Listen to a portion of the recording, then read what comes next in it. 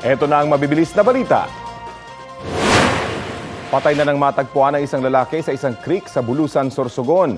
Batay sa investigasyon, galing sa inuman ng lalaki bago siya nahulog sa tulay at inanod papunta sa creek. Naipaalam na sa kanyang pamilya ang nangyari. Wala silang planong ipaimbestiga ang pangyayari. Mahigit 4 na milyong halaga naman ng marijuana ang nakumpiska sa isinagawang checkpoint sa Lubwagan, Kalinga. May timbang yang humigit kumulang 36 na kilo. Arestado ang 3 suspect na sinubukan pa raw natakasan ng checkpoint.